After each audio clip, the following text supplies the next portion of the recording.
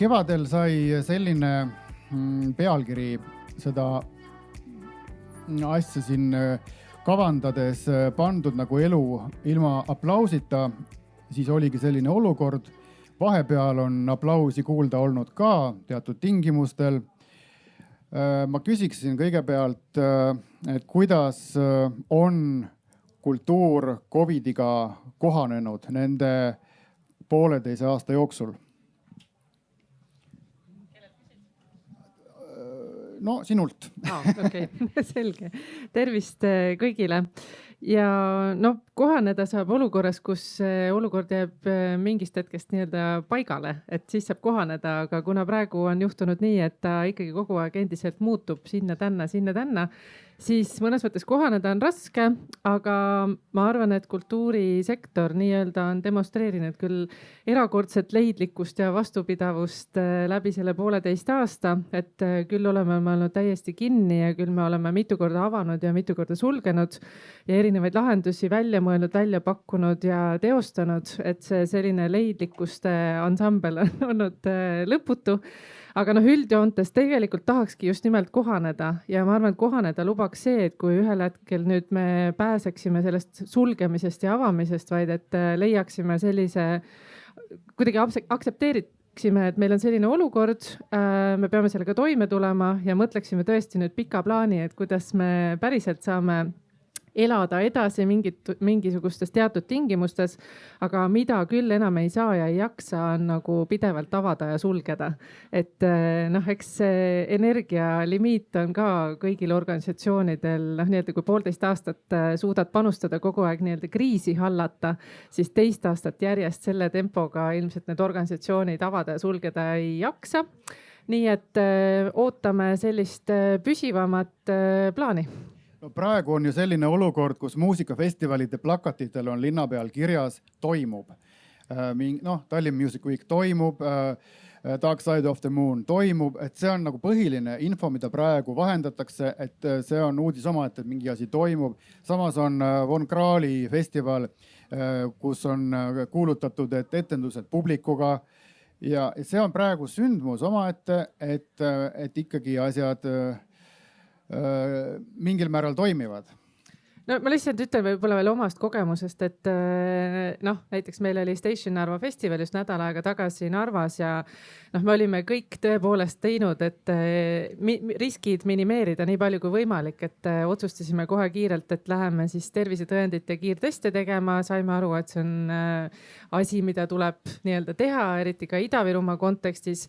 Aga näiteks see, milleks me valmis ei olnud, oli see, et päev enne festivali algust 2 peaesinejat ütlevad, et üks meie ansambli liige sai just positiivse koroonaproovi, mis siis, et ta on topelt vaktsineeritud, eks ole, ja kõik ülejäänud kollektiivi liikmed siis 2 Islandi kollektiivi lõikes olid lähikontaktsed, nii et kui sul ikkagi päev enne festivali kukub 2 peaesinejat, rahvusvahelist peaesinejat nii-öelda lavadelt ära, et siis sa pead jälle käivitama sellise riskihaldus kiirtempo, kus paned gaasi põhja ja ütleme, et me suutsime siis 8 tunniga, ma arvan, et ka minu elu kõige kiirema peaesineja, rahvusvahelise peaesineja nii-öelda kinnitamisfaasi teha, et see lihtsalt ilmestab seda, et isegi kui sa valmistud kõikideks riskideks antud olukorras, et praegu kõik, mis on seotud ka rahvusvahelise reisimisega, on ikkagi veel erakordne topeltrisk, nii et me ikkagi navigeerime päris sellisel tormisel merel siiamaani.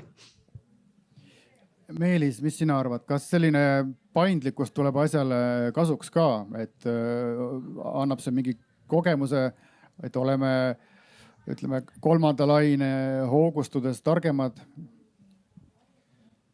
Tere minu poolt ka, on kuulda. Et ma arvan, et lühiajaliselt on see kõik fantastiline, sellepärast, et me ju üritame rääkida kogu aeg sellest, kuidas kultuur ei ole enam mingisugune paberilipakas kuskil sahtlis, kuhu on peale kirjutatud vaesus, eks ju, vaid ta võiks olla kuidagi seotud majandusega, ta võiks olla kuidagi nii-öelda ettevõtlus ja kultuur võiksid olla läbi põimuda ja 21. sajand on kindlasti selles mõttes selline sajand, kus kultuur majandust veab.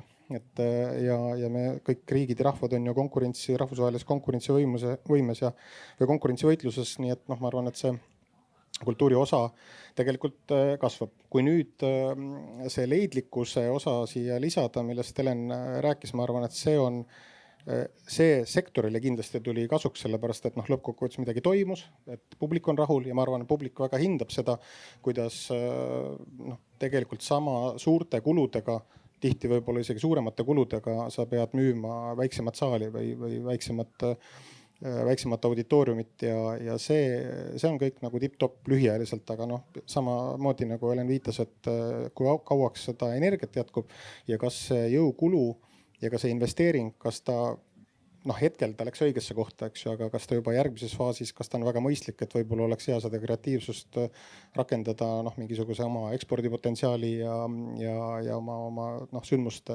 nagu tugevdamiseks ja kasvõi finantsiliseks tugevdamiseks. Nii et, aga ma arvan, me ei ole keegi siin ju kokku tulnud, et möönda, et olukord on olnud masendav, eks, et see on üldiselt nagu teada fakt ja nüüd on tõepoolest küsimus, et kuidas me selle viirusega või selle viiruse modifikatsiooniga elama õpime, eks ju, et see tõesti see sisse-välja kõndimine lahendus ei ole. Nii et ma arvan, et siin on nagu, on see paljude, eriti muusika inimeste jaoks ilmselt on sundinud neid muutuma ettevõtjateks, võib-olla varem oli seda protsessile orienteeritust rohkem, et rahal on täna hind ja ka avalik sektor on tegelikult üsna operatiivselt nende abiprojektidega tulnud kaasa, siis ega see kassa ka nagu ei ole lõppematu, eks, et ühel hetkel ikkagi ja üldse tegelikult mina olen väga kodanikuühiskonna usku, et me peaks üldse vähem nagu riigieelarve ja riigi kui niisuguse poole vaatama,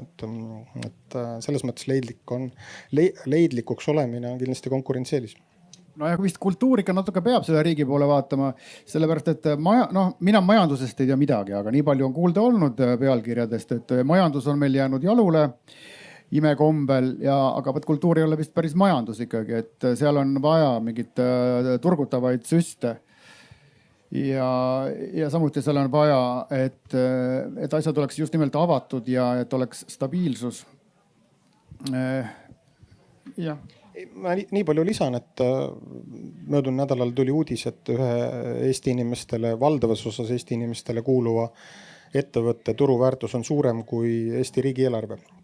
Ja see tegelikult võib-olla on mingis mõttes nagu oma mahus erandlik nähtus, aga me näeme tegelikult seda, et nädala pärast me tähistame siin kõik 30 aastat taasiseseisvumisest, eks ju.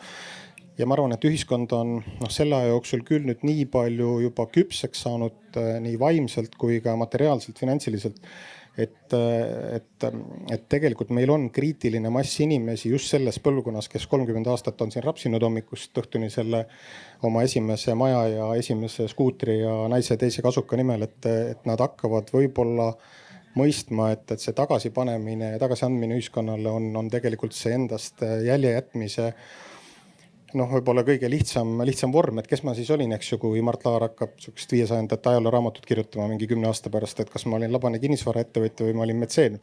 Et ma ikka tahaks nagu tõugata selles suunas, et erasektor ja tavakodanikud, selline ühistegevus on kindlasti nii-öelda tõusuteel ja mina näen siin suurt sellist tagasipanustamise ja annetuste plahvatuslikku kasvu, aga siin peab riik tulema sulle vastu, eks, et me peame selle topeltmaksustamise ja annetaja mõnitamise ära lõpetama, et see on võib-olla, aga see, et kultuur on a priori seotud rohkem riigieelarvega kui mingid teised valdkonnad, seda niikuinii, aga me ei peaks sinna kinni jääma. No ja selleks peab ikkagi aru saama, et kultuur on põhivajaduste hulgas, mitte ainult katus ja küte ja söök, aga kultuur on nende kõige esimeste asjade hulgas, mis üldse teeb inimese ja maa. Kirjanikud, eks ole, saavad kirjutada siis ka, kui midagi ei toimu ümberringi. Neid keegi ei sulge. Aga minu meelest ikkagi, ma ise olen puudust tundnud raamatu esitlustest ja kõigest sellest tseremoniaalsest poolest. Kuidas sina, Made? Tere. kirjanikuna olen ma moodlum ja võib siin segi minna, et kes ütleb made, kes ütleb moodlum. Ühesõnaga, mina võin rääkida sellest aspektist, et jah, kirjanikul ei olnud ju häda mitte midagi sellel koroona ajal, aga kirjanikul on üldse aastas või kord 2 aasta tagant või kord 3 aasta tagant võimalik nii ütelda püünele ronida. See on siis, kui tal tuleb välja raamat, see on siis esitlus ja teine õnnelik hetk võib olla siis, kui ta saab mõne auhinna, siis on tavaliselt pidu. Siis, kui meil oli esimene nii ütelda eriolukord välja kuulutati, see oli 13. märts, 14. märts oli siis emakeelepäev, kus oleks pidanud üle antama pidulikult Kultuurkapitali kirjanduse aasta auhinnad. Siiamaani seisab Kulka lehel selline lause, et pidu jääb praegu ära, anname teile kindlasti teada, millal see saab toimuda. Siis tuli järgmine aasta, samamoodi tulid just vahetult enne emakeelepäeva uued karmid piirangud. Siis oli juba kohe nii-öelda kirjas, et pidu jääb ära. Ja ei olnud ka mitte mingisugust muud kajastust, mis tehti ikkagi nagu teatri aastaauhinnad kanti üle teles, midagi nuputati. See jäi lihtsalt nagu sinna paika.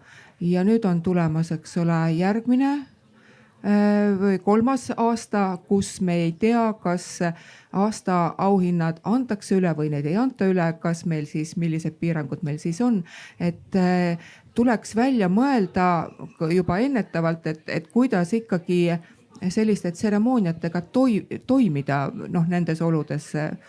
Kuidas kontserdid saavad toimuda, et kuidas saaks anda kunstnikele ja kirjanikele nende auhinnad üle, kuidas nad saaksid oma esitlusi teha, sest selge on see, et kogu see virtuaalne, mis alguses väga hoogsalt tekkis, virtuaalsed esitlused, virtuaalsed kontserdid, see ei asenda elavat suhtlust ja inimeste omavahelist kokkupuudet. Reaalselt neid lõpuks ei jaksanud vist mitte keegi enam kuskilt Facebooki aknast vaadata. See ei ole nagu lahendus. No vot, vahepeal olidki juba suured muusikafestivalid virtuaalsed, isegi pileteid müüdi nendel. Kas selline asi korraks oli, eks ole, huvitav, aga kas selline asi toimiks praegu veel, Helen? Ma arvan, et need esimesed sellised digitaalsed laivid olid mingis mõttes sellise hädaolukorra kiire lahendus, et ega ei saa öelda, et see, et keegi mängib oma elutoas muusikat ja sõber võtab telefoniga selle üles, et see ei ole kindlasti nii-öelda nagu tulevikumudel. Et ma arvan, et see esimene laine, neid digilaive oli super vajalik ja väga oluline, et me nägime, et artistid on elus ja kõike saab teha ja me kuidagi nagu saime kontakti nendega, et oli ka ju klubisid, kes nii-öelda DJ-d mängisid ja inimesed tantsisid kodudes. Et kõike seda toimus ja erinevas kvaliteedis, aga loomulikult suur küsimus, kui me räägime organisatsioonide jätkusuutlikust, on see, et me millegipärast oleme harjunud mõtlema, et kõik, mis on digitaalne, peab olema tasuta.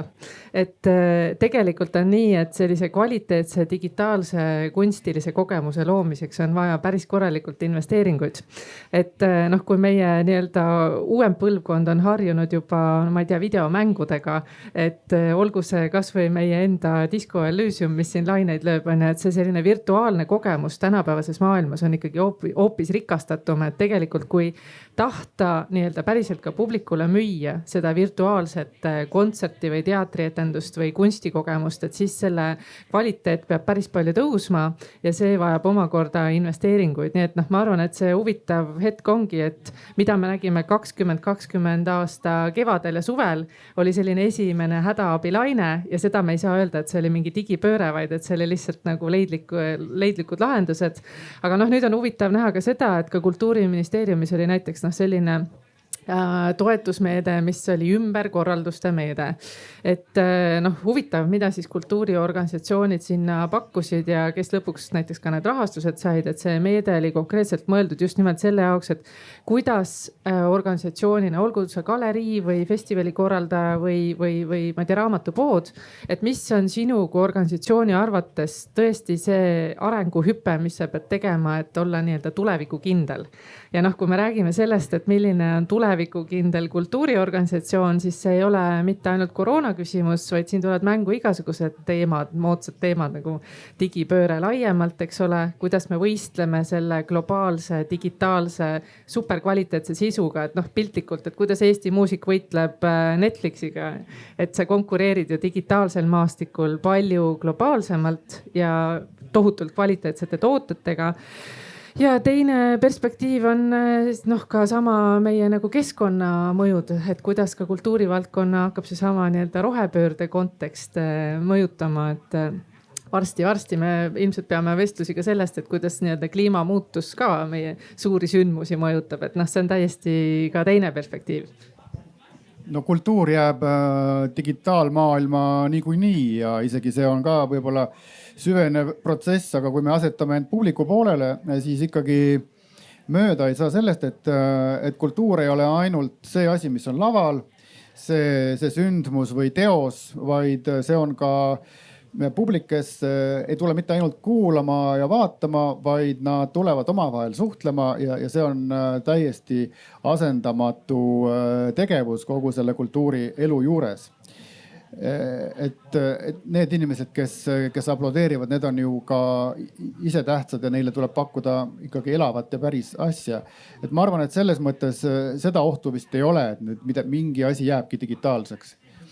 No ma arvan, et alati on ju arengutega niiviisi, et nad ei ole sellised ühesuunalised teeotsad, et on kas ainult live või ainult digitaalne. Et ma arvan, et me elamegi sellises ajastus, kus igaüks leiab endale sobiva suuna. Et ma arvan, et alati on võimalus, no nii nagu ma ei tea, vinüülide müük teeb comebacki, eks ole, samal ajal kui paljud kuulavad streaming kanalitest. Et siis ma arvan, täpselt samasugune suund on see, et on kultuuriorganisatsioone, kes tahavadki teha seda väikest intiimset nii-öelda kohapeal oleku kogemust või siis suuremat kohaloleku kogemust. Aga kindlasti, mina ootan küll põnevusega, et kust tuleb see nii-öelda uue kuulkonna innovatsioon, kultuur, kust saab kokku tehnoloogia, kunstivaldkonnad ja võib-olla see kompetents, mis meil mängunduse vallas on, et kus on see uue põlvkonna digitaalne kultuur, et minu jaoks on küll väga põnev, et ma olen täiesti nõus selle väitega, et live kogemus ei asenda digitaalset, aga samas ma arvan, et me veel tegelikult ei ole näinud seda uue põlvkonna tõelist digitaalset kunsti ka, et noh, tahaks küll oodata, et siin on tulemas midagi, mida me lihtsalt veel ei oska isegi oodata. Meelis, sina vahepeal korraldasid kontserte, kus artistid said esineda, said tasu, kõik oli nagu päris. Ainus asi, mis puudu oligi see vahetu kontakt publikuga. Mida see projekt õpetas? Võib-olla sulle muusikutele publiku kohta ei oska öelda? No meil olid kõigil ju 2020 märtsis omad plaanid, eks ju, kes ootas Kulka auhinda, kes mina tahtsin lauluväljakule kutsuda 500 inimest ja rääkida sellest samast erakultuurifondi loomisest ja rahastamisest ja seda mõtteviisi nagu tutvustada laiemale avalikkusele ja siis nädal aega varem, kui kõik kinni pandi, siis oligi küsimus, et kas me ja selle asja nimi pidi olema Benedict Brunch, eks ju, pidime sööma muna ja rääkima häid mõtteid ja jooma šampanjat peale, et siis need mõtted nagu kristalliseeruksid kuidagi. Ja siis oli tegelikult, et kas me siis teeme selle ära või lükkame kuidagi edasi teadmatusse, mis tol hetkel ju tegelikult domineeris. Ja siis me hakkasime tõesti Benedict.televisiooni nii-öelda brändi alt tegema neid kontserte, olime seal ka suhteliselt esimesed. Aga minul oli nagu lihtsam, me tulime teadlikult seda turgu rikkuma, et meil oli nagu stardikapital kaasas selle fondi tegemiseks ja me saime seda kulutada tegelikult seal, kus kõige rohkem põles, ehk siis nagu klassikamuusika artist, tegelikult solist, enne kui need kriisi esimesed mingid paketid tulid seal mingi 2-3 kuud hiljem, nemad jäid ikkagi väga kuivale. Nii et me hakkasime tegema neid kontserte ja eks see oli kõigil huvitav. Seal on tõesti see häda, et ka see asi nii-öelda laivis, aga ilma publikuta välja näeb, see on kallis tegelikult, et suurusjärgus siin ei ole mingi saladus. Ma arvan, et meil olid niimoodi, et 1/3 kulu oli honorar, me maksime demonstratiivselt head honorari, mis jäi natuke alla 1000 euro, eks ju, just selle mõttega, et see võib olla nende inimeste jaoks mõneks ajaks võib-olla ainus sissetulek, eks ju, aga see, et ta helis, pildis, valguses kõik üles võtta ja ka tarbijani tuua, et see lisab sinna 2/3 kindlasti nagu juurde. Aga õnneks meie raha sai otsa täpselt sel hetkel, kui me tegime veel selle väljumisfestivali Trampliin, kus me siis koos väljusime ja siis sellest nii-öelda eriolukorrast sai hädaolukord ja siis tegelikult toimus ka nagu turu avamine. Aga ma tahan ühe remargi siin kolleegi lisaks öelda lihtsalt seda, et mis on minu jaoks täiesti müstiline ja ma esimest korda kuulen seda praegu. Ja Kristjan Järvi, tere.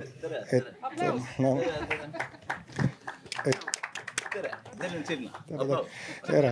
Et kuidas ikkagi niimoodi on võimalik, et kui on planeeritud just nimelt tunnustusüritus, ma ei räägi mingist festivalist, eks ju, või kontserdist, mis on ka olulised sündmused, aga nii-öelda oma olemuselt on planeeritud mingi aktsioon, mille eesmärk on tunnustada, mis on üldse väga delikaatne, seal peavad olema kõik nüansid nagu klappima, et see inimene, keda tunnustatakse, et ta saaks sellest selle naudingu, eks ju, ja selle tähelepanu, seal on nagu palju. Kuidas on võimalik, et seda ei suudeta, mitte selle nädala jooksul ega järgmisel kuul, aga ei suudeta poole aasta jooksul ära teha. Ja ma väidan, et see on nagu tegelikult ka selles mõttes üldse avalikule sektorile laiemalt, eks ju, nagu teema, et me oleme ka oma selle 30 aasta taasiseseisvuse perioodil, me ikkagi oleme seda näljasust oleme kaotamas. Eks ju, et kui ma vaatan, ma olen seotud Ukraina suurima klassikalise muusika festivaliga Odessa Classics, mis on nullist ehitatud, siis nemad ühena vähestest Euroopas tegid korraliku 5-päevase festivali 2020 suvel. Eestis ei toimunud mitte midagi, nii-öelda analoogsetelt üritustelt, eks ju, Saaremaa ooperipäevad näitasid seina peal neid vanu videosid, eks ju, mingid seal inimesed, mingi võileivad asjad on ja. Ehk siis tegelikult, aga seal oli erakorraldaja Odessas, eks ju, erakorraldaja, kes vastutab oma publiku, vastutab oma partnerite, oma toetajate, oma rahvusvahelise mingi network'ist, et sa saad lihtsalt lubada, et ta nagu jätab aasta vahele, võtab 2 aastat vahele. Et siin me ei suuda teha ära, kutsuda kokku 10 inimest, eks ju, osta kasti šampanjat ja kutsuda kohale ajakirjanikke ja teha seda nagu viisakalt. See on selles mõttes täiesti absurdne ja tegelikult isegi nagu lubamatu olukorras, kus väga paljud kultuurisektori inimesed on pidanud patju ja autosid müüma nagu aasta jooksul või selles mõttes vahetama ametit, eks ju. Ja kui sa siis ei saa seda sooja käepiigistust ka, mis siis, et ilma ümbrikuta, aga seda tähelepanu jääb ka siis me kaotamegi need inimesed ära tegelikult nagu toruluksõppedele. See on ka väga vajalik amet ja ilmselt vajalikumgi veel. No tunnustamine ja tähistamine on tähtsad asjad ja Kristjan, sina hakkad homme pühitsema, aga sul oli ka vahepeal selline periood, kus sa ei pidanud jooksma lennukilt lennukile. Kuidas see mõjus? Kas tuli uusi loomingulisi ideid? Sa olid päris rahul vahepeal, mulle tundus. No, tegelikult on niimoodi, et siis kui sa nagu selles rattas ei ole, eks ole, siis on väga ohtlik aeg, tähendab teistele. Sellepärast, et siis mulle hakkab kerkima juba palju ideisid ja siis tähendab inimesed hakkavad lihtsalt nagu oma sellest mugavustsoonist välja liikuma. Ja tegelikult täpselt see juhtus minu orkestriga, kus ma leidsin uue suhtlemisviisi. Ja põhiliselt me alustasime ühe seeria video, niisuguse remix seeria, kus me võtame klassikalist muusikat taustana ja siis me uuendame seda. Et need saatsid mulle oma neid track'e, mida need kodus hakkasid salvestama ja siis mina muutsin oma rolli dirigendist produtsendiks. Ja nüüd meil on absoluutselt uus suhtlemisviis ja keegi oleks seda ette kujutanud enne koroonat, et me kunagi niimoodi hakkaksime koostööd tegema.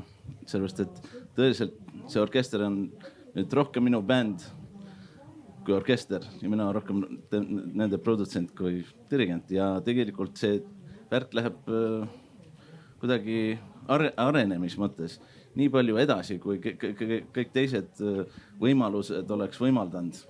Et kui häda tuleb, siis on vaja olla nutikas ja lihtsalt tegutseda niimoodi, nagu sa varem ei tegutsenud kunagi enne.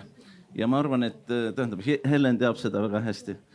Ja ma arvan, et me teame kõik seda väga hästi, aga lihtsalt vaata, minu meelest kõik, kes räägivad normaalsusest, on need inimesed, kes räägivad tegelikult ühest asjast ja see on tavalikkusest. Sellepärast, et asi on kutsutud normaalne. See on lihtsalt tavavärk, igapäevne värk, eks ole. Ja ma arvan, et me peame seda endale selgeks tegema, et tavaline ei ole hea. Tavaline on lihtsalt tavaline. See ei ole eriline. Ja kõik need inimesed, kellest me räägime, kes on midagi suurt ära teinud maailmas, need on erilised inimesed, mis ei teinud tavalisi asju. No see vahepealne aeg pani pingutama küll ka suhtlemisel. Kui palju sina, Mudlum, suhtled oma lugejatega ja kuidas see on muutunud viimasel ajal? Ütlen vahele, me tulime juhtumisi koos üle Paide keskväljaku ja juba kargas ligi üks tuttav, võrdlemisi tuntud isik ja ütles, et ta on sinu fänn. Kas niimoodi selliseid kohtumisi on tihti? No pärast seda viimast raamatut on sellega ma olen ütelda orbiidile lennanud, ütlen häbi tundmata. Aga kohtumisi on jäänud ära igasuguseid või on nad kuskile nii-ütelda nihkunud, kuni nad võib-olla ei toimugi, eks ole, sest et siis ei ole ma enam aktuaalne. Noh, kõik ju muutub, eks ole, et kui on aasta aega raamatu kirjutamisest möödas, siis see raamatukogu või see koht, mis tundis sinu vastu siis huvi, siis on tal juba uued inimesed, kellega ta tahab kohtuda. Mitte, et see mind nagu hiiglema palju kurvastaks. Mul on olnud väga toredad kohtumised sel aastal ja ka möödunud suvel, kus suvel olid olud nii-ütelda paremad. Muhu saarel. See oli Liiva raamatukogus, kus olid siis ikkagi küsimused sellised väga isiklikud, et kuidas, mis lapsed teevad ja ikkagi kõik esiemad ja esisadeni välja. Ja ikkagi üksipulki ka see, et mida Priit Hõbemägi, keda me siis kohtusime, ütles, et tema ei teadnud, mis on raamatus tõde ja mis välja mõeldis. No seal need inimesed üritasid selle ikkagi nagu viimse peensuseni välja selgitada, mis on tõde ja mis on välja mõeldis. See on see, millega mina pean kohtumistel tavaliselt rinda pistma. No, õnne 13 osatäitjatelt küsitakse ka, et kuidas elu seal tänaval on või kuidas kohvikus hinnad on. Et selles mõttes sellega vist peab leppima. Aga ma mõtlen, et need on sellised asjad, mis võib-olla ei too erilist tulu ei kirjastusele ega sulle endale, aga need on kuidagi nagu ikkagi hingeliselt või nagu mõtteliselt on nad tähtsad, eks ole, sellised silmast silma kohtumised lugejatega ja kirjanikega. Jah, eriti arvestades seda, et see kirjutamise töö on selline väga üksildane töö ja eks seda natuuri poolest teevad ka inimesed, kes väga seltsi ei otsi, aga vahel ikkagi nagu tahaks. Ja need on need vähesed võimalused. Esiteks tõesti saada seda elavat tagasisidet päris inimestelt, kes on, eks ole, lugenud su raamatut. Ja siin on ära jäänud selle koroona tõttu ju ühte, teist ja kolmandat, kõik need Brüsselisse sõidud. Mingisugused lugematud, mingid Zoomi videod, mida minul tuli esimest korda teha. Need olid ikkagi nagu naeruväärsed üritused, ütleme niimoodi. Mingid Riia kirjandusfestivalid, mis nagu nii ütelda toimus ja toimus Zoomina. Väga kahtlen, kas keegi seda vaatas. Et nalja kui palju, aga mida ma tahaks öelda, et see kõik ei ole halb. Ma ei tea, kas see nüüd juhtub nii või ei juhtu nii, aga oletame, et veel 3, 4, 5 aastat ei toimu selliseid üritusi nagu kuldsete munade üleandmine Kalamarja saatel. Et kas siis ei oleks põhjust juba nagu ümber vaadata kogu see süsteem, et üldse mingeid auhindu, kas neid üldse peab andma? Sellisel juhul, et võib-olla võiks selle nalja nagu ära lõpetada. Sest mina tunnen teatavat kergendust, et minu jaoks on need üritused ära jäänud, et esimesele sellisele väiksele kurvastusele järgnes tegelikult kergendus. Et siis nagu tegelikult pole olnudki seda.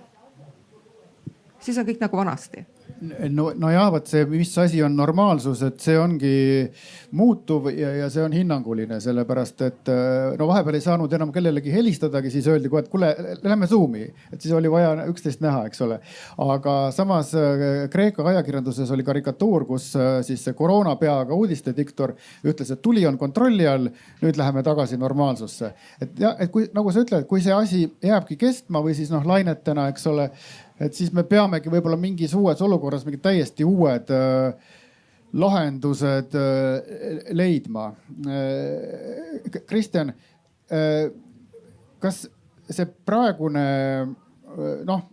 hetkel nagu ei tundu kriis olevat, me oleme siin koos, aga kas see viib meid kuhugi täitsa uuele tasandile? Sina ütlesid, et tavalisus ongi jama, et. Ei no, mitte, no tegelikult ma ei ütleks, et jama, aga see on lihtsalt tavaline. No tead, kui sul see meeldib, siis meeldib.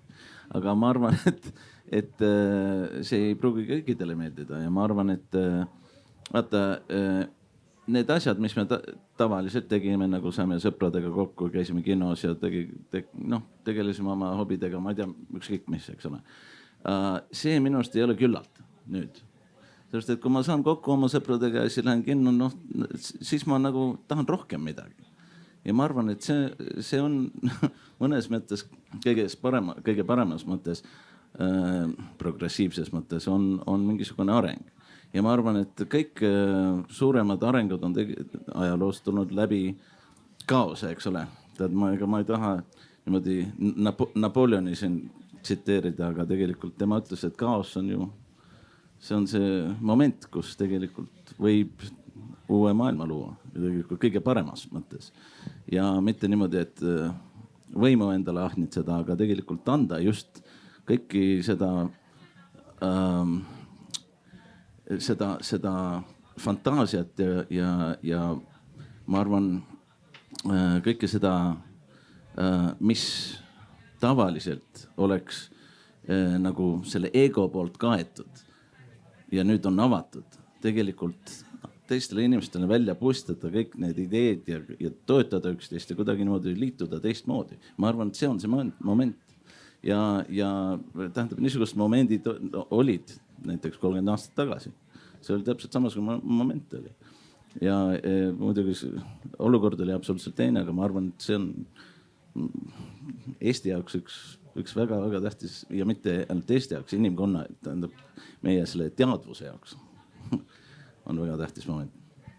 Sa tahad lisada, Helen, midagi? Ja ma paar peegeldust, mis olid sellised huvitavad mõtted, et Kristjanit korra peegeldades, et mul on ka selline tunne, et me oleme kõik muutunud mingis mõttes, see tempo on läinud isegi nagu kiiremaks ja me oleme kõik muutunud nagu ka nõudlikumaks. Et eks nende Zoomi kohtumistega on ka selline huvitav asi, et ma arvan, et nüüd me kõik mõtleme palju rohkem see, et kas see on põhjendatud, et ma lendan kuhugi Euroopa linna kohtuma kellegiga lihtsalt 8 tunniks ja ma lendan kohaga. Et ma arvan, et me tegelikult ootame mingisugust tempo muutumist ja dünaamilisemaks muutumist ja see tunne on mul ka, et kui me ei saa enam pikalt ette planeerida, sest me teame, et kogu aeg võib tulla mingisugune uus faktor sisse ja me ei saa kõiki nagu finaliseerida, et eks kultuuris nagu programmide tegemisel saad festivali korralda, siis sa mõtled kogu aeg niimoodi, et no nii, nüüd sellel kuupäeval me saame programmi valmis, nii-öelda, et ta on finaliseeritud. Ja see palju rohkem pani mõtlema niiviisi, et see on selline nagu loomine, selline lõputu, konstantne loomine koos oma tiimiga ja sa ei saa seda niimoodi ühes hetkes lõplikult finaliseerida, et nüüd see programm on meil valmis, nüüd me trükime ta ära ja nüüd selliseks ta jääb. Et sa pead kogu aeg nagu tegelikult nagu harjutama sisse hoopis teise mõttemustri, et sa nagu tegelikult kuidas asjad ajas muutuvad, nii sa pead teda kogu aeg nagu seda loomingut või seda programmi või seda, mis iganes sa publikule või oma külalistele pakud, et sa pead seda nagu täiendama ja see loomisprotsess on kestev.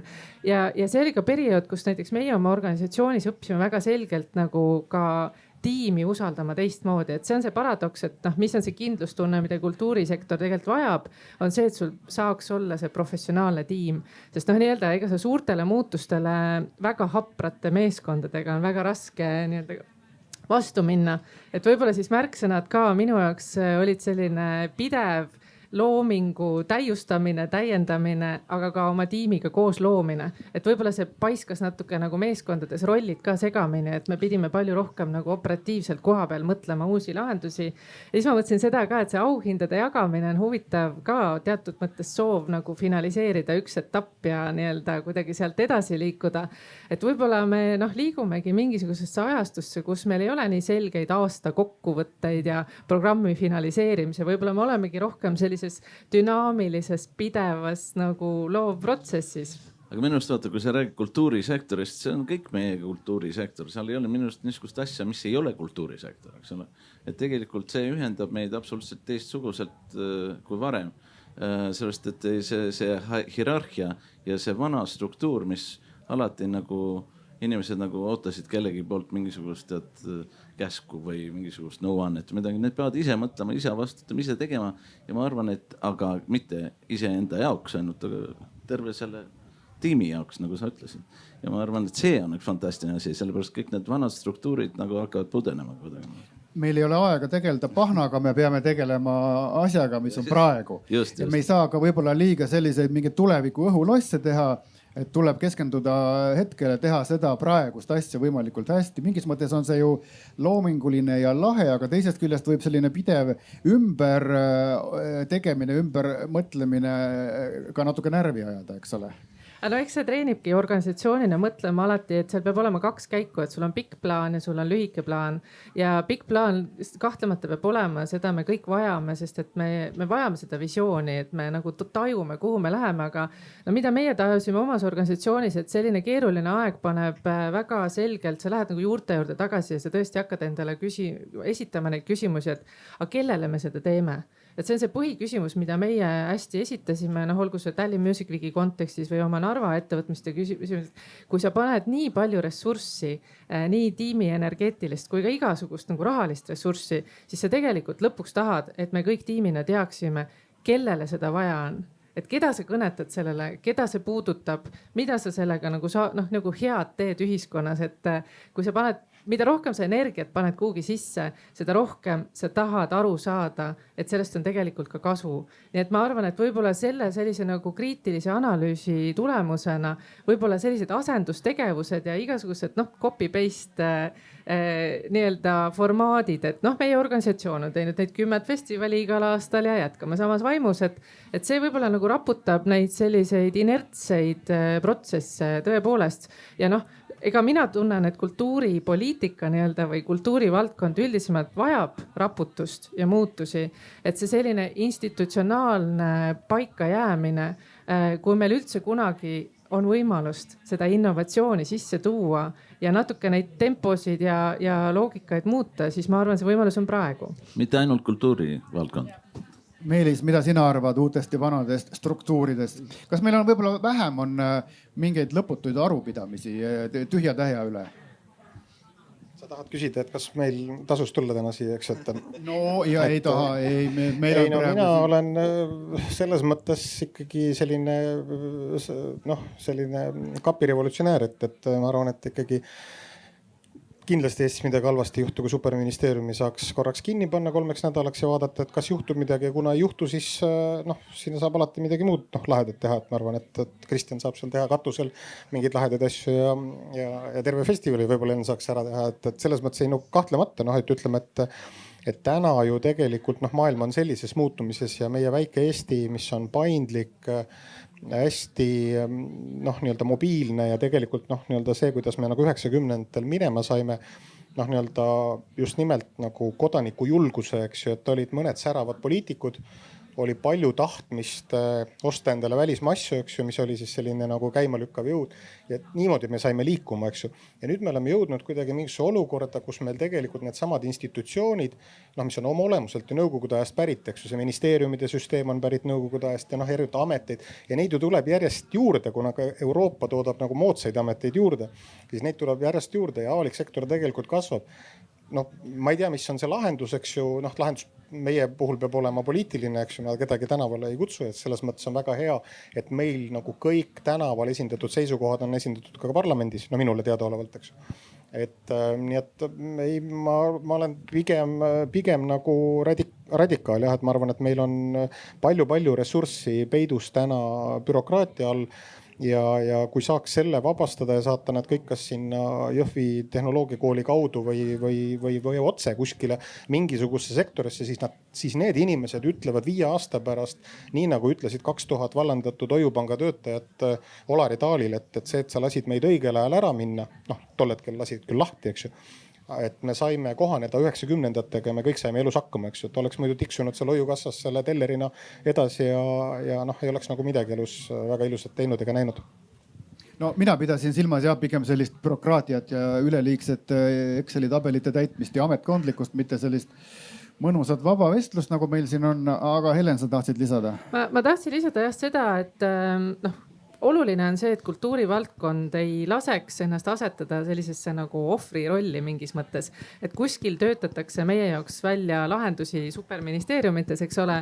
ja see on see enesekindlust kasvatav protsess olnud ka viimase 1,5 aasta jooksul, et ma julgen väita, et need lahendused, kus valdkond on ise oma hääle nii-öelda kuuldavaks teinud, läinud dialoogi erinevate ministeeriumite, Riigikantseleiga, Terviseametiga, Kultuuriministeerium loomulikult kureerib suures osas neid vestlusi, et need on need lahendused, mis tegelikult ka töötavad, mis on valdkonnaga koos töötatud, et mida me ei tohiks ja see on see hetk, kus me tegelikult peaksime ära otsustama, et meile ei korraldata midagi, et me ise peaksime kaaslooma neid uusi lahendusi ja poliitikaid ja neid, mis iganes, olgu need koroona ennetusmeetmed, et kohe, kui me laseme kellelgi teisele saata meile lihtsalt PDF-ide nagu kujul mingisuguseid reglemente, siis me ju tegelikult teame, et nad on surnuna sündinud.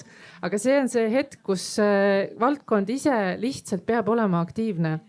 Ja õnneks meil täna on organisatsioone, kes suudavad seda dialoogi hoida ja edasi viia. Ja meil see sektori enda tegijate hääl on tõusnud ja nagu Meelis, sa mainisid ka, et tõsi see on, et need kultuuri nagu institutsioonid pärinevad meil ju nõukogude ajast. Ja tegelikult me peame kogu aeg säilitama kriitilise meele, et kas see on täpselt see, mida meil tulevikuks on vaja. Kas näiteks tulevikuks on meil vaja üldse, ma ei tea, kultuurivaldkonna innovatsioonikeskust, nagu on, ma ei tea, Startup Estonia, eks ole, et võib-olla me vajame hoopis ka teistsuguseid organisatsioone. Innovaatiline oleks hoopis see, kui seda keskust ei oleks. Ei tea, ma usun selles mõttes ikkagi organiseerumisse, et anarhia nii-öelda nagu selline nagu vabad radikaalid meid ka kuhugi ei vii, et me peame ikkagi suutma selleks, et hääl muutuks kuuldavaks, me peame ikkagi koondama mingid prioriteedid. Selles mõttes organiseerumine on vajalik, aga me peame suutma kirjeldada seda tulevikku, kuhu me jõuda tahame ja siis mõtlema, et milliste meetodite abil. Mudlum, sina oled vist üsna isepäine kirjanik, vähemalt ma olen sult saanud kutse esitlusele, kuhu ma küll kahjuks ei jõudnud, aga sinu enda aeda. Kui palju sa vajad institutsioone ja kui palju sa orgunnid oma loomingulist ja korralduslikku elu ise? Ma võin vist öelda, et ma ei vaja neid üldse, aga ma ei ole nendega ka pahuks siis selles mõttes, et ma olen lugenud ühte, ilmselt see oli magistritöö, mis siis oli selle rühmituse Saumi kohta ja seal oli minu figuur ühesõnaga esile manatud kui nii-ütelda kohaneja, eks ole, kes kohanes sellega, kuidas Eesti kultuuris asjad käivad, eks ole, et kulkast küsisid raha ja nii edasi, et mina olen siis Saumi rühmituse selline kollaborant või kuidas ütelda, et ma olen läinud seda traditsioonilist teed, kusjuures ma üldse ei mõelnud, mis teed ma lähen. Mul oli vaja kirjutada ja mul oli vaja raha ja mul ei olnud häbi võtta seda vastu kulkast. Mul ei oleks seda häbi vastu võtta eraisikute käest, kui mulle seda pakuksid, et mul oleks võimalik eksisteerida. Aga kuidagi Musta laega saal mõjub mulle niivõrd rusuvalt, et ma ei ole seal oma raamatu esitusi korraldanud ja ilmselt ka ei korralda. Küll aga olen ma seal esinenud mingite muude, näiteks Eesti novelli esitlenud ja seal on ju käidud kuulamast neid teisi ja kolmandaid, et mul ei ole mingit vaenu oma organisatsiooni vastu, aga mul ei ole ka otseselt mingisugust bondi või sidet, nagu ma ka ei tunne. Ma lihtsalt kuulun sinna. Ja me kuulumisavaldus anti sinna vist ka sellepärast, et käisid kõlakad, et sealt kaudu äkki kunagi saab haigekassa. Mingi selline jutt oli. Siiamaani muidugi ei ole see teostunud. Aga mida ma tahtsin enne öelda, et see on väga tore, et siit jäävad kõlama sellised hästi optimistlikud noodid.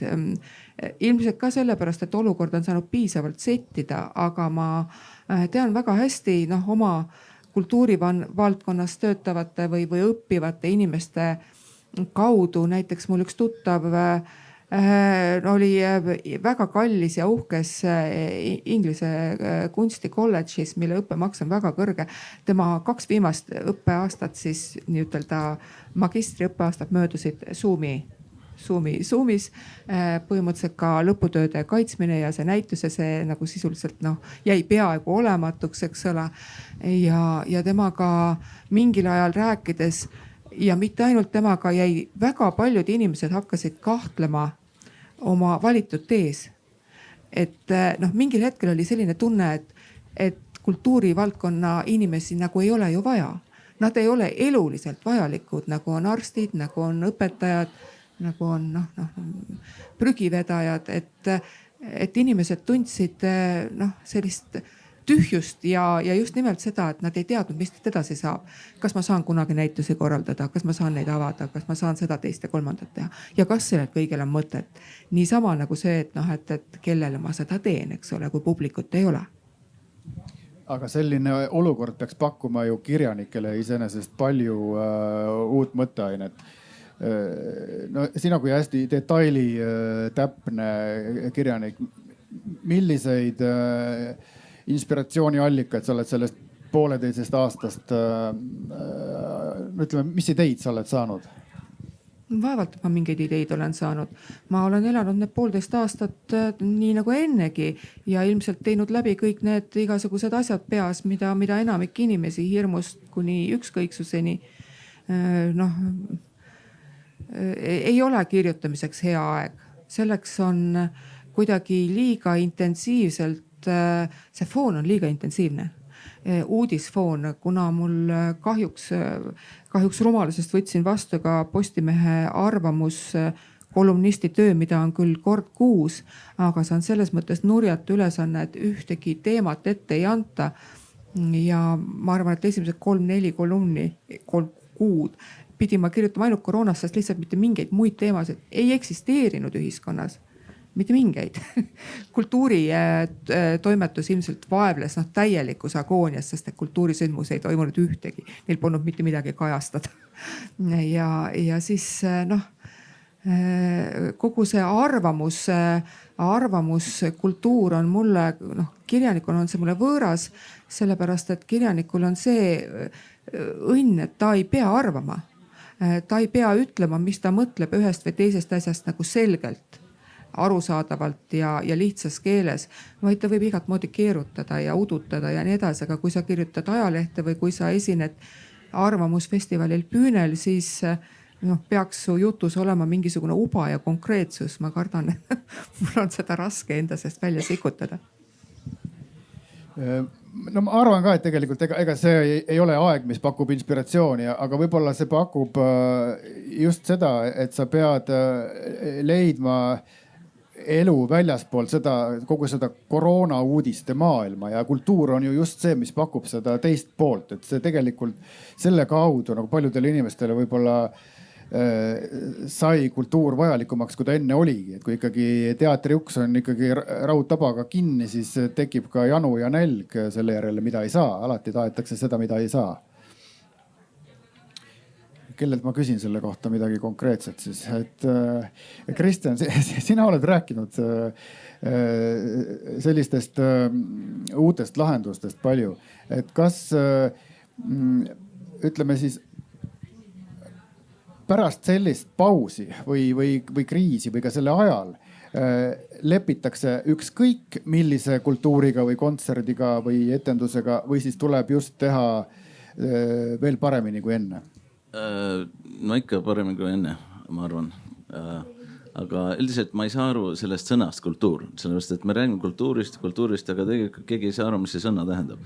Sellepärast et minu jaoks kultuur on eesti keel on kultuur ja meie olevus on siin kultuur ja see on niisugune värk, mis tegelikult, kui me siin ei oleks koos, siis ei oleks Eestit ka ja ma arvan, et kui me räägime kultuurist, et see on nagu mingisuguses getos.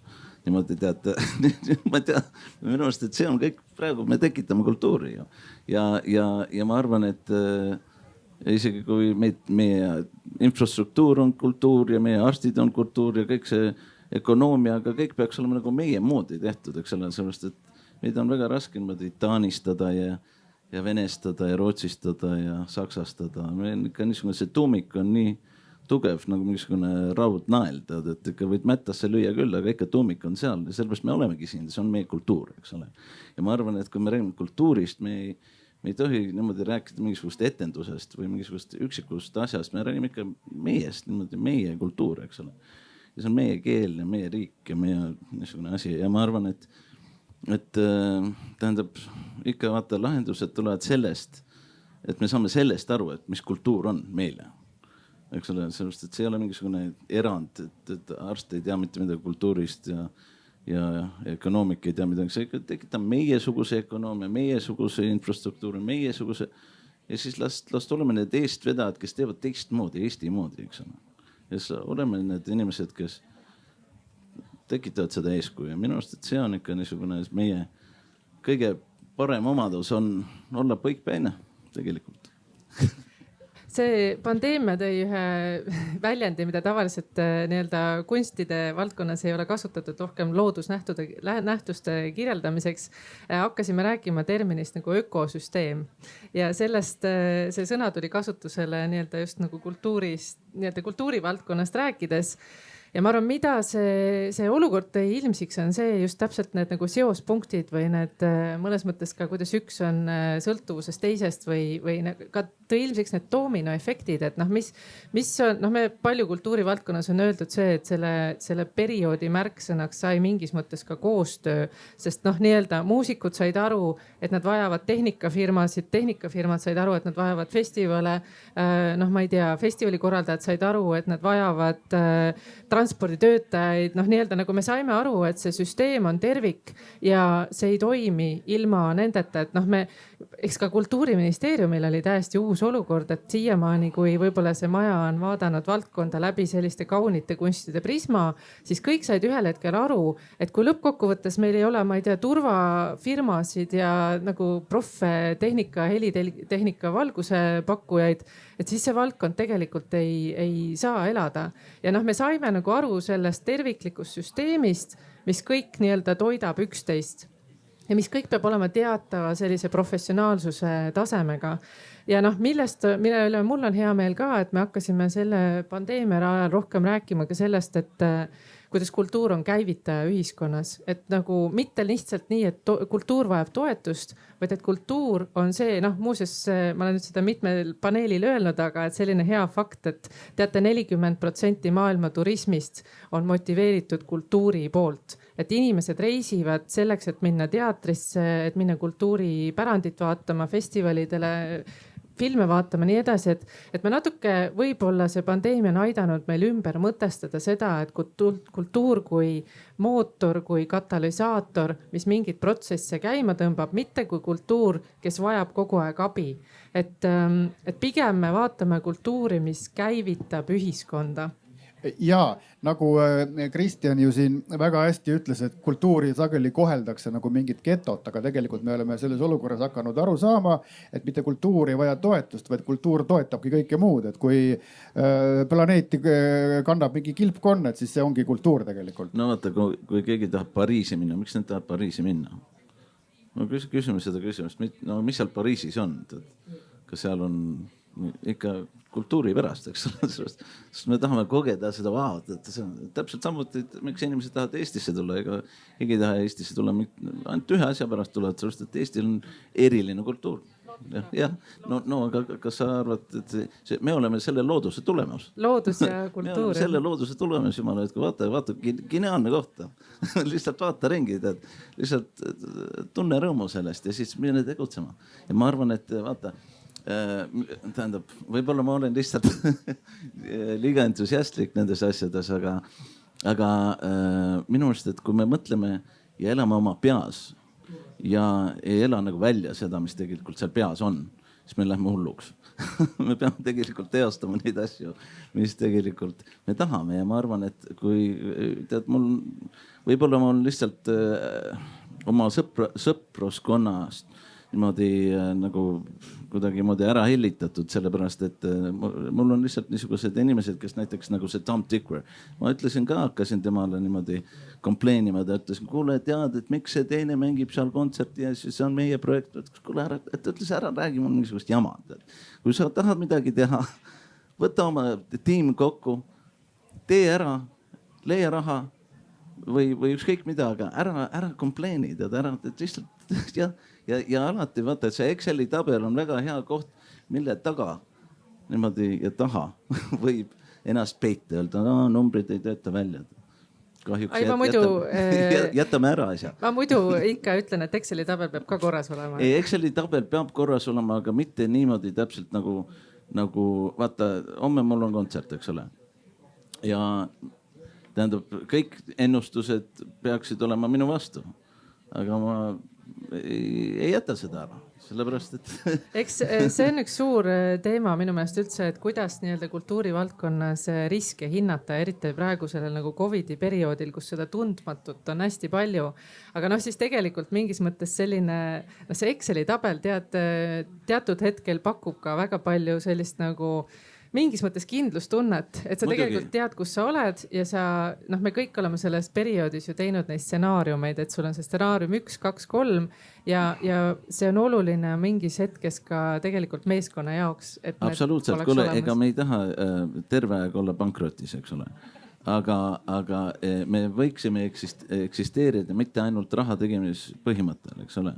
Ja kui me leiame õigeid partnereid, õigeid diile ja mõtleme natukene laiemalt kui ainult selle Excel tabeli sees, siis tegelikult me investeerime ja tegelikult tekitame absoluutselt suuremat sündmust, kui see väike Exceli tabel võimaldab meil mõelda isegi. Ja ma arvan, et paljud inimesed lihtsalt muidugi raha on väga delikaatne küsimus, eks ole, ja seda ei ole isegi Elon Muskil ei ole seda küllalt, eks ole. Sellepärast, et tema tahab isegi suuremaid asju teha.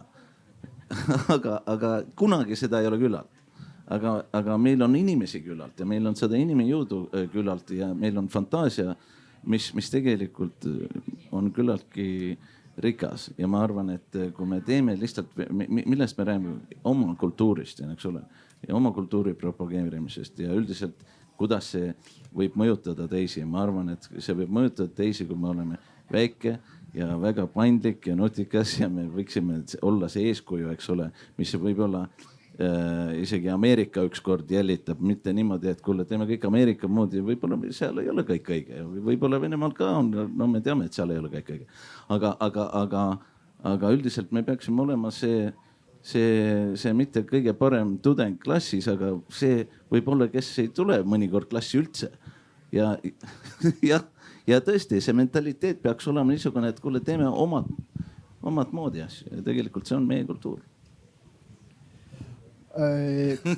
Vabandust, mul on lihtsalt niisugused mõtted. Ei no need on väga head mõtted, aga ma tulen tagasi ikkagi selle juurest, et kultuur on kõik, millega ma olen nõus, eks ole. Ega neid niite nagu läbi kuskilt ei raiu, et siit maalt kultuur lõpeb, et see jõuabki inimeste mõtlemiseni ja kõigeni riikliku väärtustamiseni välja, aga kui me võtame ikkagi kultuur kui kaunid kunstid ja need ikkagi tahavad raha ja loomeinimesed tahavad raha. Kas on mingi imeasi või võluvõti, kus seda raha saab? Kas näiteks võiks suurkorporatsioone trahvida niimoodi, et igasuguselt nende pangatehingult läheb mingi kübe maha kultuuritegijate kontodele või no seal on üks niisugune... Võtavad metsi maha, las siis maksavad selle eest. Seal on üks niisugune firma, Migros, Šveitsis, eks ole, mille omanik oma testamendis käsutas niimoodi, et selle firma, mis oli tema isiklik firma, eks ole, et siis kui ta ära sureb, siis 1% läks kultuuril. Ja see 1% 10, ma ei tea, biljonist või ma ei tea, kui palju see oli, eks on küllaltki suur summa. Ja see jäi nagu traditsiooniks, mitte miljonist, miljardist arvatavasti. Biljon on miljard, jah. Ja igas see on üks niisugune firma, mis eraviisiliselt toetas kultuuri ja tegelikult see oli selle omaniku niisugune soov. Ja see oli nagu niisugune ka uus selle ökonoomilise mudeli jaoks midagi uut ja niisuguse väikse riigi jaoks tegelikult nagu Šveits on, kes majandab oma Exceli tabeleid väga hästi, eks ole. Aga minu meelest, et see ei ole ainukene viis ja ma tean ainult ühte asja, et kõik need asjad, mida mina olen edukalt läbi viinud, ei ole läbi vana struktuuride. Sellest, et ma olen väga vähe saanud toetust erinevatelt valitsustest, organisatsioonidest, ütleme. Kõik need niisugused bürokraatlikud institutsioonid, need ei tea, kas anda raha, kas toetada, niikaua kui asi on juba edukas, eks ole. Aga selleni jõuda on vaja ise tegutseda, et jõuda selleni sa pead oma struktuuri tekitama. Kas see uus struktuur on vabatahtlikkuse alusel? No see on niisugune värk, mis tegelikult mõtle ise välja ja tee, eks ole. Ja vaata, Helen on väga hea nagu näide sellest, kuidas lihtsalt minna edasi ühe väga-väga hea mõttega, mis on nüüd tunnustatud üle maailma. See Tallinn Music Week on üks väga värk ja ongi. Ja üks kõige paremaid asju tegelikult, mis on siin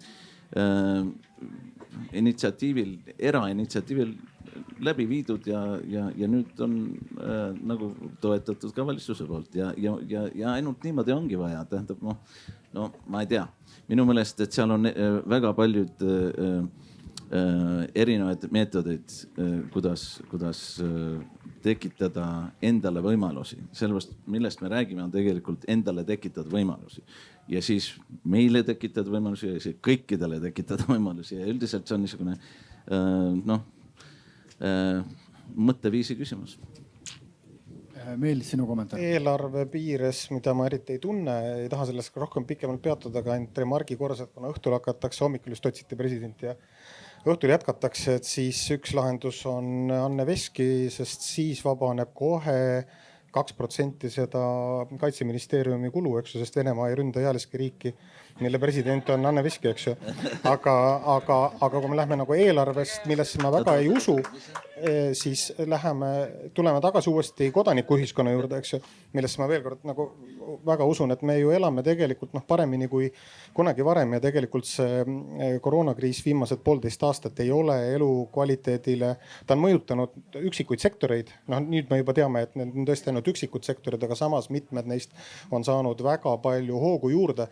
Et tugev kodanikuühiskond, jõukas maksumaksja, jõukas Eesti kodanik ja kui Kristjan räägib kultuurist, 2,5 aastat tagasi, kui Kristjan Rahu müüs Utilitase ja maksis 270 inimesele alates sekretärist kuni siis tal neid söekaevurid vist enam ei olnud, aga ikkagi sinikraadile 270 inimesele maksis peo peale 50 000 eurot, millest riik rabas küll 20 maksudega tagasi, kokku 13 miljonit. Maailmas on, ma arvan, me aegad 5 aasta tagant loeme mingit sellist lugu, et mingi Hiina miljardär kuskil tegi mingi kruiisilaevale, võttis oma 1000 töötajat, eks ju, või ameeriklane keegi maksis oma pärast edukat aastat mingit edustused. Et need inimesed, need teisiti mõtlevad inimesed, see on siuke Henry Fordi, see on nagu muudad päevaga maailma tegelikult, eks ju. See on kultuur, eks ju. Ja Kristjan on ka suur ja Utilitas on väga suur Eesti kultuuritoetaja, aga see koormus täna on natuke ebaühtlaselt jaotunud 10 Eesti suurema eestlaste käes oleva suurema ettevõtte vahel, kes kultuuri toetavad, aga veel kord, kodanike arvetel on, võib-olla siin on pangandusinimesed ka kuskil, et kodanike arvetel on miljardeid, võib-olla 10, 15, 20 miljardit hoiustena, mis istub. Ja see on tegelikult nii-öelda valitsuse suhtumise ja lugupidamise küsimus oma kodanikesse. Kui sa vähegi viisakalt suhtled, nad tulevad ja panustavad. Ja esimene koht, kuhu nad panevad, on kultuur. Sest me oleme nii väikesed, me oleme tegelikult väga kokkuhoidvad ja me näeme siin, saame katsuda, eks ju, Kristjanit ja kallistada Helenit ja jälle osta Mudlumi raamatuid, et sa tegelikult nagu tajud, et see on selline kogukonna lugu. Et veel kord, ja seda suveräänsust, mille annab sulle tegelikult majanduslik jõukus, eks ju, aga annab ka tegelikult iseseisev mõtlemisvõime. Seda on meil vaja selleks, et valitsusele, kui ta muutub väga keskpäraseks, aga nüüd me näeme väga keskpärast valitsust. Ma ei räägi konkreetsest valitsusest, mis on kestnud 6 kuud, aga üleüldse iga aasta edasi, mida rohkem ühiskond ja teravamad ühiskonnagrupid saavutavad rahvusvahelist konkurentsivõimet, seda rohkem meid tabavad mingid head inimesed valitsuses. Nad ei ole enam arrogantsed nagu oli Ansipi ajal, eks ju, kus nad tatistasid üksteisele näkku. meile tähendab, eks. Aga nüüd me näeme head, nad on kõik väga head. Anneli, Jaak, Taavi on väga hea, nad on nii head inimesed, nad on nii valedes kohtades. Aga mitte keegi kultuurisektorist, eks ju, või nagu suurtest hüüdjatest, kes hüüdsid 88, 89, nii kaua kui hüüdsid, kuni lõpuks Eesti sai vabaks, eks ju. Tegelikult täna ei räägi sellest avalikult. Miks ei räägi? Sellepärast, et me ootame Kulka preemiat, eks ju. Miks ei räägi? Sellepärast, et me ootame festivali toetust, eks ju. Eks ju, on seesama, meil on vaja nagu vaba materiaalselt riigieelarvest sõltumatut kodanikku, kes tuleb kultuurisektorisse panustama, nad on siin olemas, neid tuleb kõnetada ja siis võib tegelikult, ja see ei tähenda seda, et valitsus sõimama peab, eks ju, selles mõttes jätame, nad üksteist sõimavad, neil on piisavalt opositsiooni ja koalitsiooni vahekord selles mõttes töötab väga hästi. Ma saan küll tunnistada, et ma olen iseseisva mõtlemise võime säilitanud hoolimata riigi toetustest. Nii, Mudlum, palun, sinu sõna. Ja, mul on nüüd mitu mõtet peas risti läinud. Helen mainis arvutimängu Disco Elysium, eks ole, kui suurepärast näidet digikultuurist. Meil on teatavasti ka digikultuuri aasta ja Kristjan rääkis enda struktuuride loomisest. No mina juhtumisi natuke tean, mitte küll väga täpselt, aga kuidas Disco Elysiumi loojad lõid oma struktuuri, mis on kaugel riiklikest, väga kaugel. Ja kui nüüd see mäng osutus, eks ole, maailmas väga edukaks, siis siiski ma ütleks, et Eesti meedias jäi domineerima selline kõhklev hoiak ja eelkõige kuidagi nagu nina kirtsutas, et neil on ju need selle ärimehe rahadega tehtud asi ja kes seda veel tegi, eks ole, nimetati ainult ühte nime, kellel nagu mängu loomisega väga suurt sidet ei olegi. Hea uudisena ma võin öelda, et hoolimata sellest, et arvatavasti on Eesti turg tibatilluke, on siiski otsustanud firma Saum tõlkida selle mängu eesti keelde ja mina olen selle mängu toimetaja praeguse seisuga, et see mäng peaks millalgi eestikeelsena tulema, mis on kultuuriliselt äärmiselt oluline, et meie noored, kui nad loevad vähe raamatuid, siis see mäng on põhimõtteliselt kirjandusteos, aga pildiga, et nad saaksid lugeda soravas, heas, huvitavas eesti keeles, mitte inglise keeles ja mängida mängu, mis neid huvitab, eks ole. Et kui see on ja seda oleks võinud minu meelest ka riiklikud struktuurid mõelda ja minu meelest nad ka küsisid mingisuguselt riiklikult struktuurilt selle mängu eesti keelde tõlkimiseks raha, aga loomulikult nad ei saanud seda. Hea, lihtsalt tahtsin põrgatada seda sama mõtet, et eile kultuuripoliitika paneelis Kristjan Saluveer tõstatas küsimuse, küsis poliitikutelt, et olgu, te räägite kõik eesti keele ja kultuuri kaitsest, aga kuidas on eesti keelega suurtel rahvusvahelistel digitaalsetel platvormidel, et mis on Eesti poliitika, et eesti keel eksisteeriks ka, ma ei tea, Netflixis, mis iganes nagu sellistel platvormidel, mida me kõik kasutame ja kõik kuidagi need on uued teemad, aga need on nii olulised teemad, et kui me räägime eesti keele kaitsest, nii et nagu see on suurepärane, et teete seda Disco Elysiumiga, lihtsalt respekt. Ja aga minu meelest vaata, kui need, tähendab, alati võib küsida, küsida võib alati, eks ole. Ja ma arvan, et tähendab, kui saaks mõjutada sellega, et vaata, me saame hakkama ilma ka. See tegelikult on juba suur tegu, sellepärast, et kõik need asjad, mis tekivad sõltuvust, nendest on vaja loobuda. Ja põhiliselt kõik need ministeeriumid tekivad sõltuvust. Sealt on Kristjan, sellest toetusest kuni kandideerimiseni kohalikel valimistel on üks samm. Ja, aga see on üks ja sama värk. See on 30 päeva täpselt. Jah, aga see on aga ma räägin tõsiselt, vaata, sellepärast, et vaata, nii kaua sa võid tarbida ühte asja, kui see tekib sõltuvust. Ja kui sa oled selle sõltuv, siis sa oled tegelikult selle ori. Ja kui me muutume selle valitsuse, ma ei taha niimoodi täpselt öelda, aga ükskõik mis valitsuse, mitte selle Eesti valitsuse, aga ükskõik, kes valitseb sind. Eks ole? Ja see on kahjuks niisugune äramuserdus ja seda ei tohi siin juhtuda. Eesti on liiga hea selle jaoks. No aga oleme parem muusika ja kirjanduse ja selliste asjade sõltlased, eks ole. Just. Mulle, jah. Ja, aga üldiselt vaata, see värk, et vaata, me oleme kõik minust ühte ja sama juttu räägime natukene nagu teisest vaatenurgast võib-olla. Ja ma arvan, et keegi siin tegelikult teisiti ka ei mõtle, sellepärast, aga kui natukene pappi saaks kuskilt, oleks hea ka, eks ole. Ja tegelikult selles ongi asi, et me oleme nagu kahe asja vahel nagu selle, vaata, mina vaatan seda niimoodi umbes, et siis kui mina käisin õppimas muusikat, eks ole, me õppisime kõik visuaalis.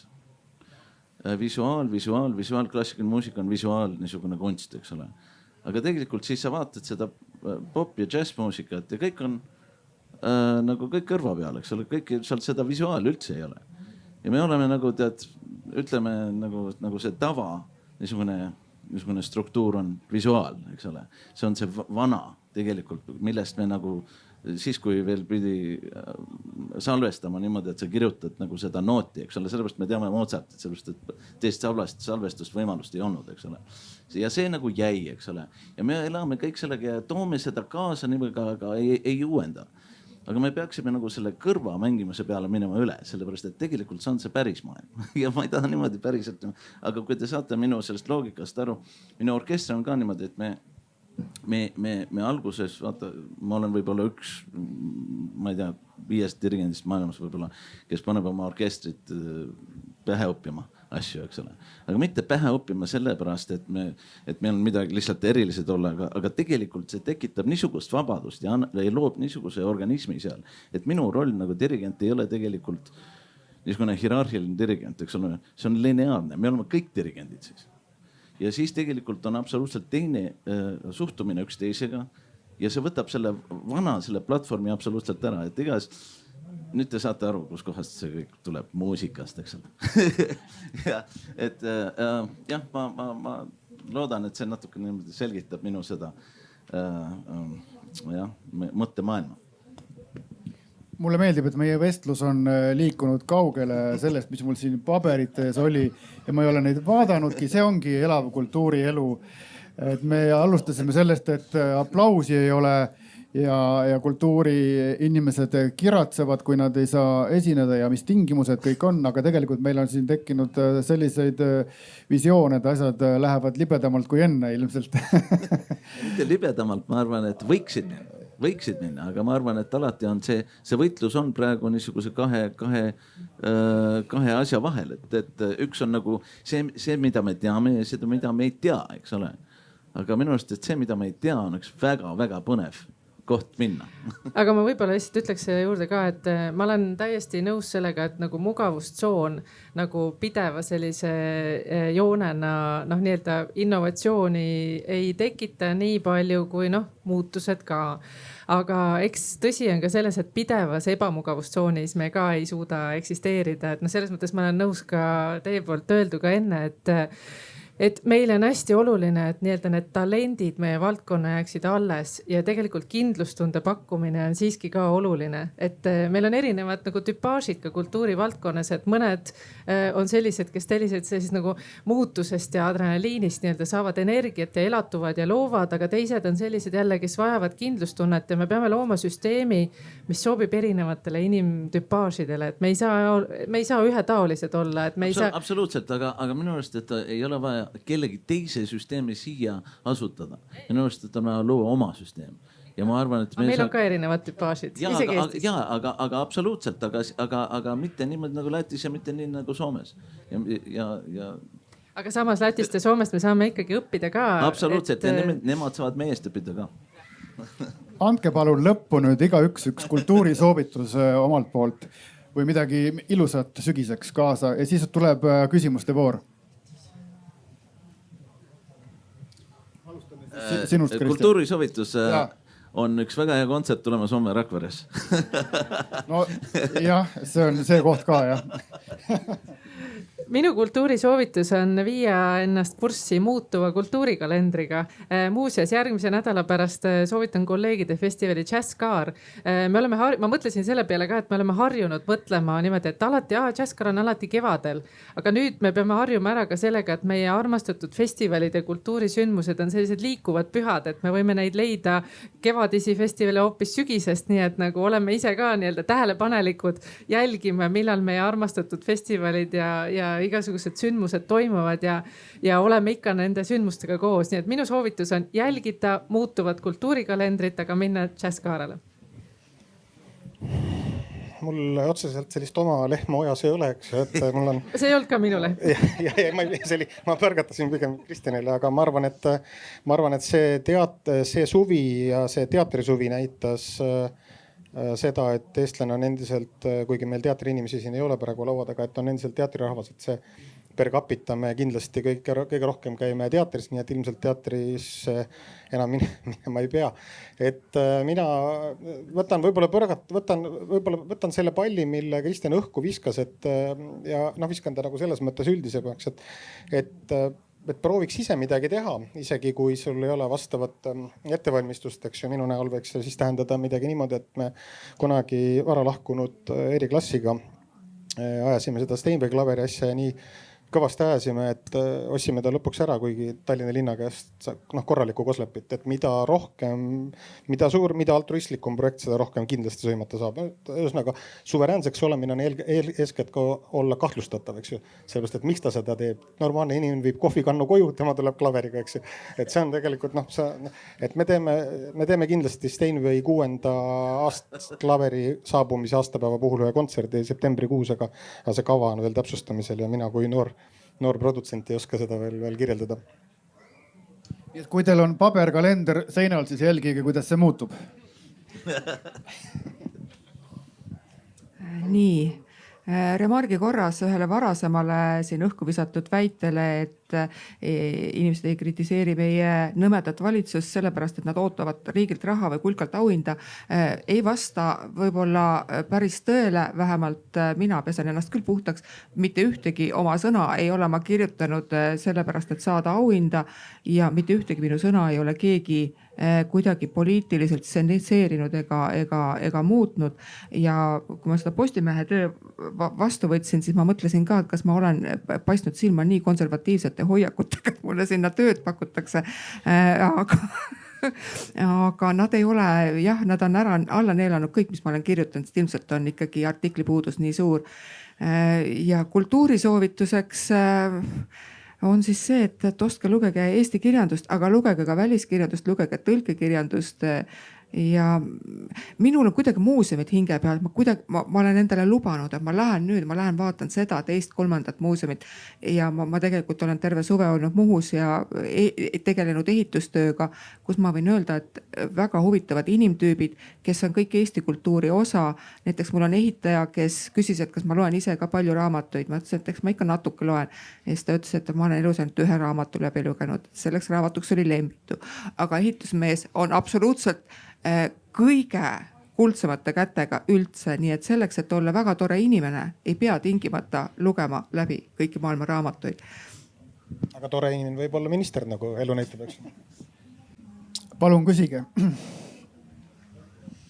Ma pöördun Kristjan Järvi poole ja võib-olla siis sealt edasi, et mina sõidan oma koduteel Tallinnas kogu aeg mööda laululavast ja siis teinekord vaatan neid Schönbrunni kontserte ja neid ja mõtlen, et tegelikult meil on puudu üks suur laululava suvine sümfooniakontsert, selline, mis oleks peaaegu laulupeo mõõtmetena, et äkki võtaksite agendasse ja võib-olla tunnete kedagi, kes nende Steinway klaveritega seal tegeleb, et mõtleks.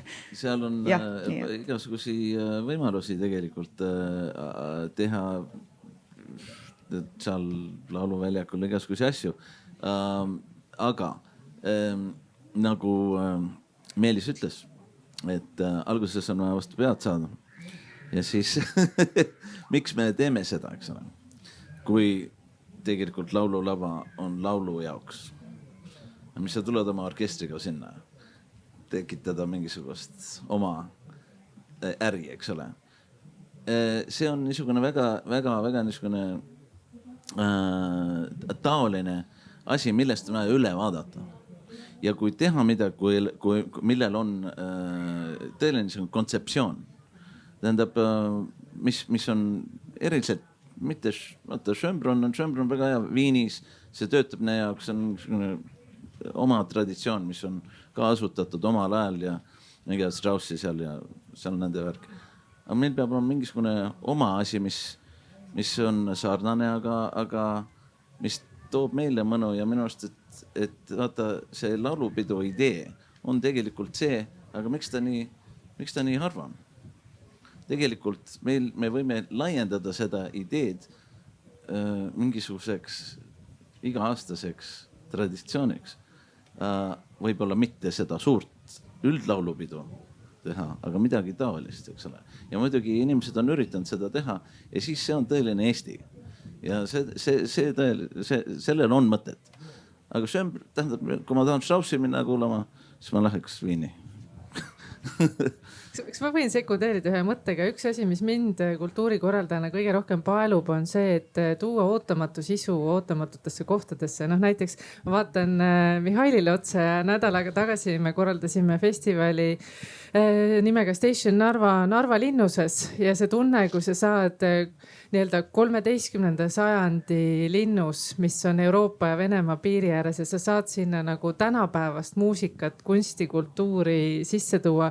See on väga võimas ja nii-öelda nagu ma võib-olla unistan ka sellest mängulisusest, et laulukaar on võimas koht, aga et mida kõike me veel saaksime seal teha, nii-öelda erinevaid asju, et nii-öelda, et meil oleks julgust kultuuri valdkonnas mänguliselt nii-öelda ka ajaloolisi paiku täita täiesti uue ootamatu sisuga, et see on see, mis mind väga paelub. Ja aga põhiliselt see on kõik võimalik, ainult kui me ühineme tegelikult mingisuguse mõtte all. Ja ma arvan, et kui me räägime siin kõik, mis on võimalik, siis on ainult võimalik siis, kui me oleme koos.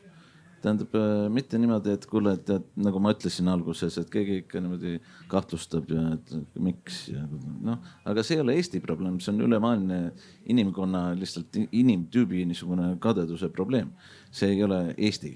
Eestis võib-olla see tundub, et see on niisugune Eesti-pärane värk, sellepärast, et me tunneme kõik üksteist. Aga üldiselt Ameerikas on sama asi. Et see on see, aga muidugi seal valitsus ei anna raha. ainukene vahe.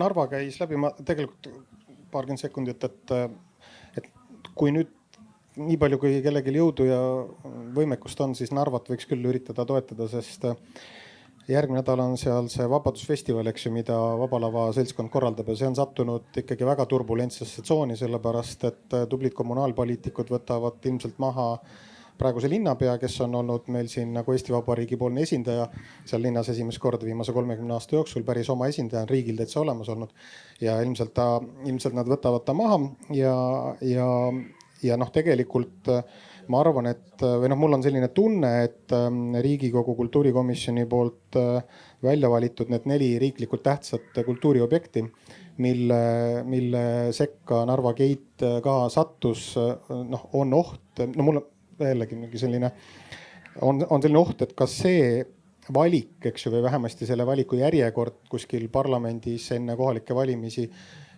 läheb, kui mitte päris ümbervaatamisele, siis seda üritatakse pidurdada, aga kui me Narvat nagu korda ei saa või oma piiri linna eest ei hoolitse, siis ei taha kellelegi siin mingisugust väga nagu musta stsenaariumit joonistada, aga mina käin Ukrainas väga tihti ja kui ma varem käisin sellepärast, et nii-öelda Eesti kultuuri eksporti seal edendada ja inimesi sinna viia, siis täna on seal vaja sellepärast käia, et vaadata, mis saab siis, kui sa oma piirialadega ei tegele ja siis on ainuke tõesti Anne Veskile loota, et siis mingit muud varianti ei ole. Ei minu arust, et see on väga tõenäoline värk tegelikult, millest sa räägid, et ainukene viis ongi mingisugune kuidagi niimoodi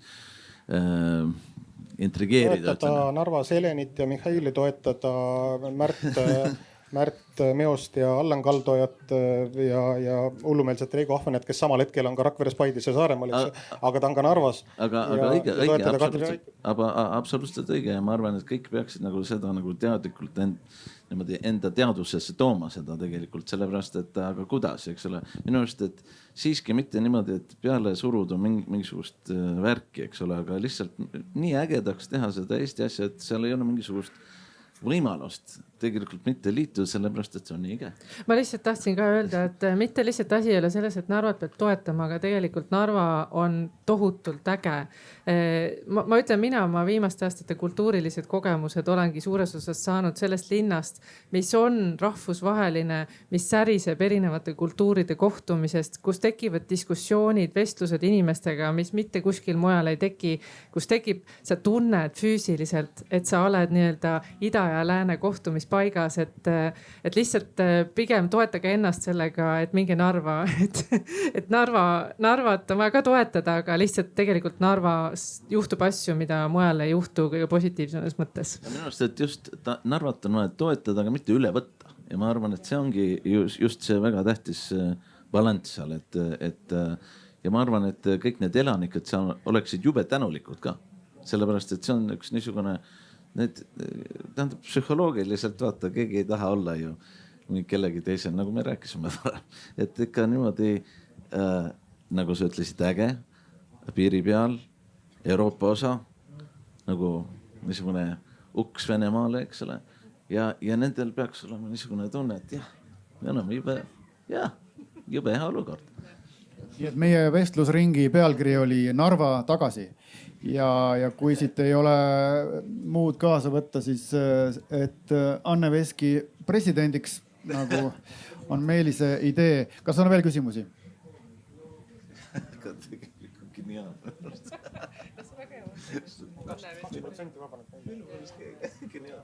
Küsimus on selle kohta, et enne oli juttu, et kultuuritegelastes oli seal mingil hetkel see tühjus sees ja kas see tühjus oli tingitud sellest, et oli nagu kultuurisisene kriis, kus kultuur tundis nagu, et meid ei ole vaja kõiges selles nagu olulises osas, või see oli rohkem nagu ühiskonnakriis, kus ühiskond vaatas, et aga meil ei ole kultuuri vaja, meil on vaja neid, seda Maslow püramiidi. See oli vist minu repliigis. Ma arvan, et see on iga inimese just nimelt oma enda südame tunnetuse asi, nagu siin käis ka, et me kõik pidime selle pandeemia ajal mingis mõttes mõtlema, mida me teeme, miks me üldse oleme, eks ole, et see pani meid niisuguste põhimõtteliselt ikkagi eksistentsiaalsesse olukorda, mõtlema mingite põhiküsimuste üle, mis tavalises ja väga kiires ja niisuguses ka rutiinses igapäevaelus võivad nii ütelda kuskil olla, aga sa ei pane neid väga tähele, aga siis kui sa oled silmitsi nii ütelda surma, elu, valikute, igasuguse sellise asjaga, siis need tekivad. Ja ma arvan, et see ei olnud mitte ühiskond kindlasti ei andnud sellest märku, et tal ei ole kultuuri vaja, aga see kukkus nii välja, sest kultuur on, kultuur vajab inimesi või ühiskonda nii palju, et kui need kaks nagu lahutada üksteisest, siis on väga imelik, ütleme niimoodi. See on äärmiselt, äärmiselt imelik, sellepärast, et vaata, me rääkisime ju, ja vaata, sa ütlesid täpselt samuti, et kultuur ei ole niisugune asi, mis on nagu lahutatav meie iseenda olevusest, eks ole, tähendab kultuur, see on me käime ringi ja kanname seda kultuuri kaasas meiega iga päev. Ja ma arvan, et kui Helen ei oleks alustanud seda Tallinn Music Weeki, siis tegelikult me oleksime kõik vaesemad Eestis. Ja ma arvan, et kultuur, inimesed arvavad, et peab olema mingisugune elitaarne värk, mis on mingisugune ebaarusaamatu mingisugune anomaalia. See ei ole, see on tegelikult väga normaalne värk on meie kultuur ja tegelikult selles ongi see arusaamatus. Ma lihtsalt tahtsin seda öelda, et ega loojad, muusikud, kirjanikud, filmitegijad, artistid nii-öelda on ju eelkõige esimese asjana inimesed ja nii-öelda ma paari muusiku isiklikku lugu tean, et kes koroona ajal tundsid võib-olla teatavat süümekat etappi, et ma ei harjutagi iga päev ja ma ei kirjutagi uut loomingut, aga ma hakkasin palju lugema raamatuid ja ma kuulasin põnevaid podcast'e ja lõppkokkuvõttes võid juhtuda see, et isegi kui sa võib-olla sa vajasidki loojana seda väikest pausi ka nii-öelda oma enda loomingust ja võib-olla sa lõpuks nagu suutsid rikastada ennast isikuna või inimesena, kogedes hoopis midagi muud, nii-öelda saades, ammutades teadmisi mingist teisest kanalist, võib-olla said sinust hoopis ajaloohuviline ja võib-olla aasta pärast või paari aasta pärast oled sa seda rikkam muusik, et sa tegid väikse pausi omaenda loomingu tegemises. Nii et noh, me kõik vajame tegelikult ka seda nagu kerget pausi, et see pealkiri täna, et mis juhtub siis, kui aplaus vaikib. Mõnes mõttes võib-olla me vajame ka vahel seda hetke, et see aplaus vaikiks ja nii-öelda nagu korraks nagu minna ja kuhugi teise distsipliini kolida või noh, ma arvan ka see, me veel ei tea, mis need viljad on sellest nagu pausi hetkest. Võib-olla need viljad on ka väga ilusad ja hoopis midagi muud, mida me oleks osanud oodata või unistada. No ta paus käib rütmi juurde, kui on rütmiskeem, siis oleks ühtlane tümin, kui pause poleks, eks ole. Et see on väga oluline asi, et võtta seda loomulikult ja võtame kultuuri siis sealt klaaskapist välja ja siis võib-olla kõige resümeeks võiks üldse öelda, et peaks mingi uue sõna mõtlema selle kultuuri asemele, sest see kuidagi lohiseb järel siuke nagu raudpomm ketiga kanna küljes, et aga vaata, mis asi see on? Paus on muusika osa. Paljud muusikud, tähendab siis eriti, kui ma koolis olin, mis oli juba väga kaua aega tagasi, aga praegu isegi küsivad mingisugused õpilased, aga mida ma pausi ajal teen? Ma ütlesin, see on muusika.